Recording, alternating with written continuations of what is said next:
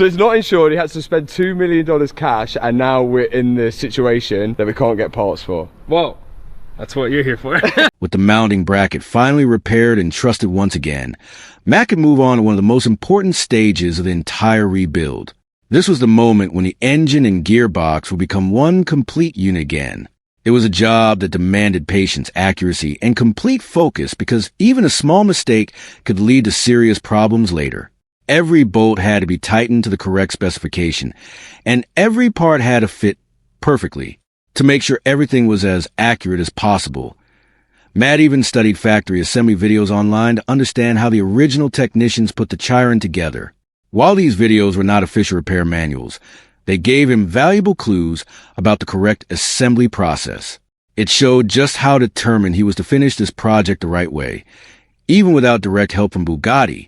One by one, the electronic wastegates were installed, followed by the gearbox control solenoids that manage gear changes. Matt had carefully labeled every electrical connector during disassembly, making it much easier to reconnect everything without confusion. Then came one of the most stressful moments of the rebuild. Using lifting equipment, the complete engine and gearbox assembly was raised into the air. At that moment, the entire weight of the massive W16 engine was hanging from the repaired bracket. Everyone watching wondered the same thing. Would the repair hold, or would everything come crashing down? Thankfully, Bob's welding work proved its strength. The bracket showed no signs of stress or movement, proving that the repair had been successful. But relief lasted only a short time. As Matt began tightening the titanium bolts that joined the rear subframe to the carbon fiber structure, disaster struck once again. One of the bolts suddenly snapped. The mistake came from using the same torque setting on every bolt, even though 4 of them required different values. It was a simple error, but one that could have forced the entire Bugatti to be separated once again. Suddenly, the team faced another major challenge before they could continue moving forward. While solving the broken bolt problem, Matt refused to let the project lose momentum. Instead of waiting around, he turned his attention to another exciting upgrade that many fans have been looking forward to, the custom Valvetronic exhaust system. Unlike the factory exhaust, this new setup had been specially designed for the Chiron's unique W16 engine. Built from lightweight titanium, it featured carefully engineered merge collectors that would improve airflow while also creating a deeper and louder exhaust note.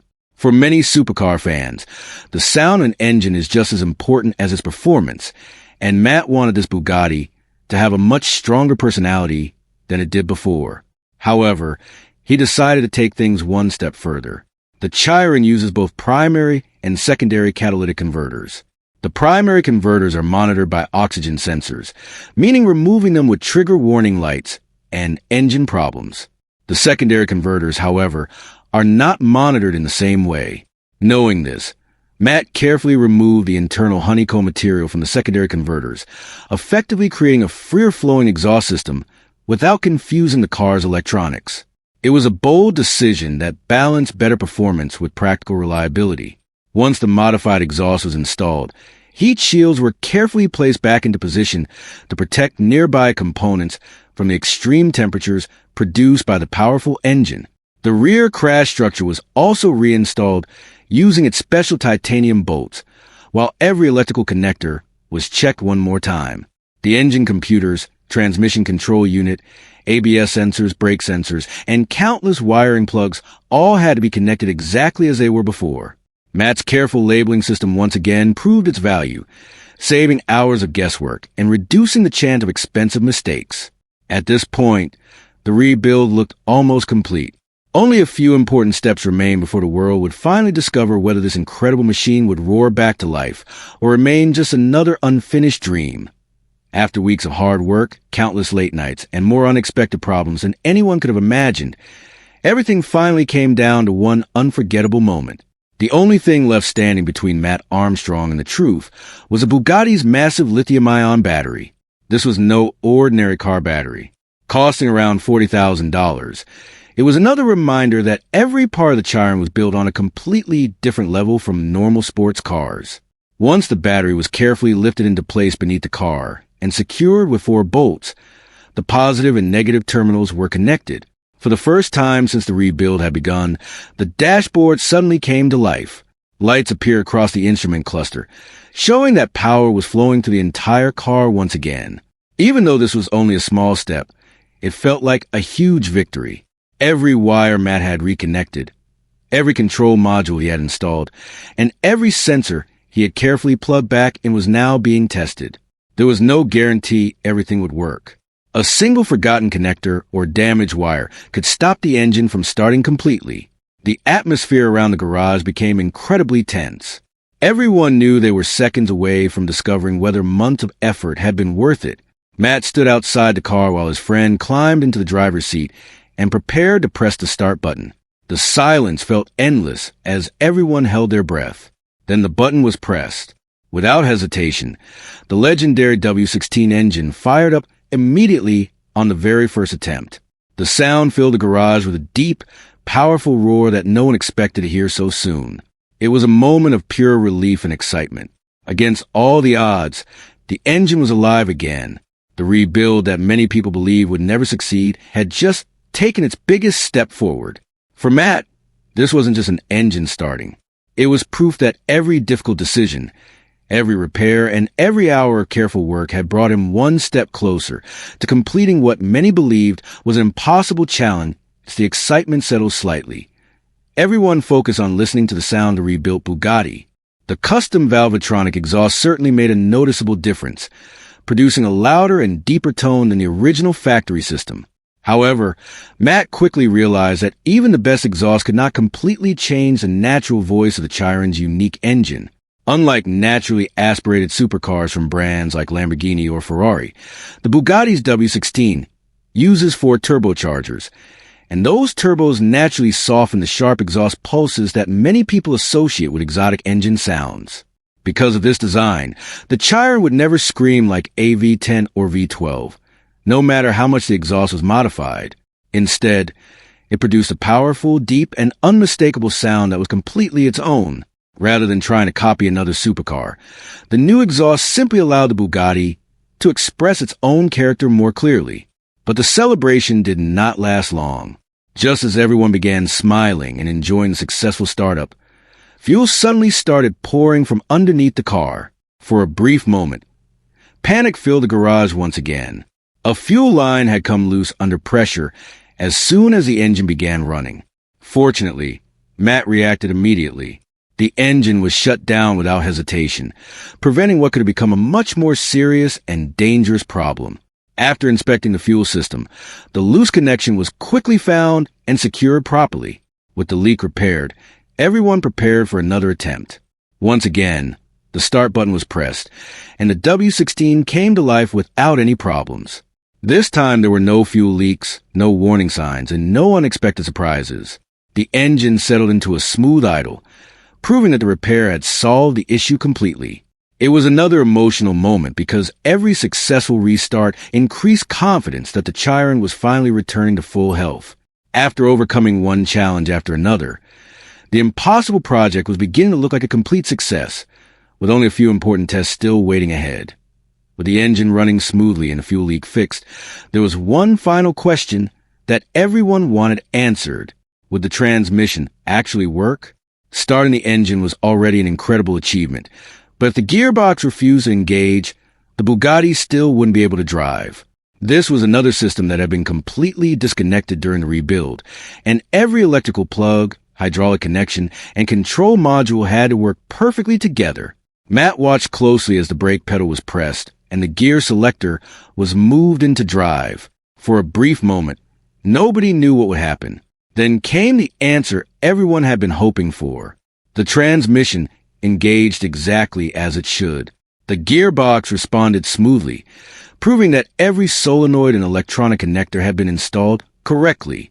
As the engine reacted to the throttle, it became clear that the Chiron was no longer just a collection of expensive parts sitting inside a garage.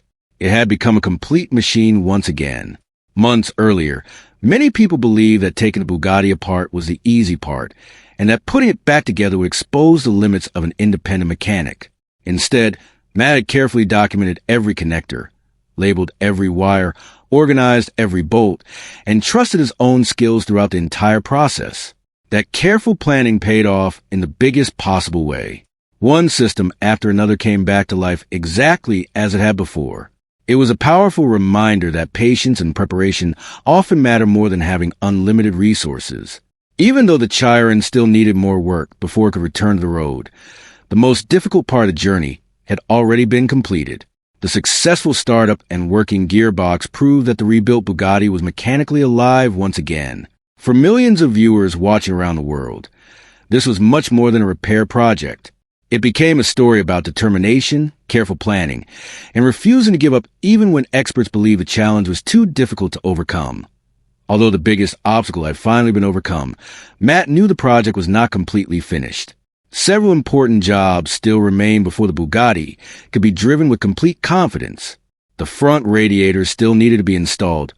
The cooling system had to be filled and carefully tested, and every body panel had to be fitted back into its exact position. Each of these tasks required the same patience and attention to detail that had carried the rebuild this far. There could be no shortcuts because even a small mistake on a hypercar worth millions of dollars could lead to expensive damage. Still, the hardest chapter of the journey was now behind him. The engine had started, the transmission worked, and the repaired mounting bracket had successfully supported the weight of the legendary W16 engine without any signs of failure. Perhaps the greatest achievement was not simply rebuilding a Bugatti Chiron. It was proving that determination, careful research, and practical engineering could accomplish something that many believed only the factory itself was capable of doing. Throughout the entire project, Matt faced broken parts, unexpected setbacks, snapped bolts, fuel leaks, and constant pressure from critics who doubted every step he took. Yet each new problem became another opportunity to learn and improve rather than a reason to quit. That attitude inspired millions of people who followed the rebuild from the very beginning. Instead of seeing impossible challenges, they saw what could happen when someone refused to give up. As the Chiron sat in the garage running under its own power once again, it represented far more than an expensive hypercar. It had become a symbol of persistence, confidence, and passion for engineering. While the final road tests and finishing touches still lay ahead, one thing had already been proven beyond any doubt. Matt Armstrong had achieved what many thought could never be done, and every successful step of this remarkable rebuild showed that skill, patience, and determination can sometimes overcome even the biggest limits set by the world's most exclusive manufacturers. Few people would ever imagine taking apart one of the world's most expensive and advanced hypercars, let alone rebuilding inside an ordinary garage. Yet that is exactly the challenge that captured the attention of millions of car fans around the world. For months, viewers had watched every step of Matt Armstrong's incredible Bugatti Chiron rebuild, wondering if he could really succeed where many believed failure was almost certain. This was not just another project involving a damaged sports car. The Bugatti Chiron is one of the most complex road cars ever built, powered by a legendary 8.0-liter quad-turbocharged W16 engine capable of producing around 1,600 horsepower. Every part of the car is designed with extreme precision, and even the smallest mistake during assembly can lead to major mechanical problems. Because of this complexity, Bugatti has always suggested that repairs of this level should only be carried out by factory-trained technicians using specialized equipment. That statement alone made Matt's project even more fascinating because he was attempting to prove that skill, patience, and determination could overcome the limits that many believed only the factory could handle. As the latest chapter of the rebuild began, the pressure had never been higher. The car had already been split apart, damaged components had been removed, and countless hours had been spent researching, measuring, cleaning, and preparing every piece for reassembly.